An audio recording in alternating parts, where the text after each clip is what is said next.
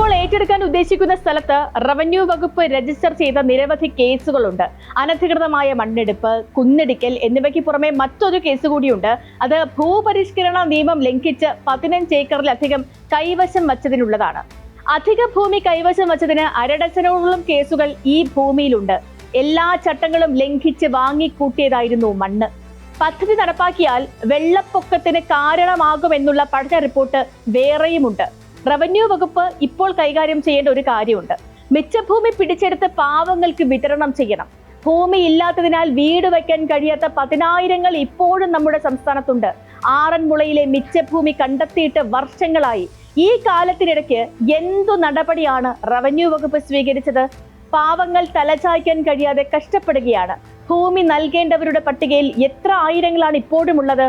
ഭൂമിയും വീടും വേണ്ടവർക്ക് സ്ഥലം കണ്ടെത്തുന്ന മുറയ്ക്ക് കൈമാറുമെന്നാണ് സർക്കാർ നിയമസഭയെ അറിയിച്ചുകൊണ്ടിരിക്കുന്നത്. VS അച്യുതാനന്ദൻ മുഖ്യമന്ത്രിയായിരുന്ന K ചന്ദ്രശേഖരൻ റവന്യൂ മന്ത്രിയായിരുന്ന കാലത്ത് തന്നെ കണ്ടെത്തിയതാണ് ഈ മിച്ചഭൂമി. ഏതാണ്ട് 2 പതിറ്റാണ്ടായിട്ടും ഒന്നും ചെയ്യാൻ കഴിഞ്ഞിട്ടില്ല. ഇപ്പോ ഇലക്ട്രോണിക് പാർക്കിന് വേണ്ടി പദ്ധതി വരുമ്പോഴാണ് പഴയ മിച്ചഭൂമി കേസ് ചൂണ്ടിക്കാണിക്കുന്നത് തന്നെ. സർക്കാർ സംവിധാനത്തിൽ ഫയലുകൾ എങ്ങനെ കെട്ടിക്കിടക്കുന്നു എന്നതിന്റെ ഉദാഹരണമാണ് ആറന്മുള. അവിടെ ഒരു നടപടിയും എടുക്കാത്തത് കൊണ്ടാണ് പിന്നെയും പദ്ധതികളുടെ പ്രലോഭനങ്ങളുമായി മുതലാളിമാർ വരുന്നതും.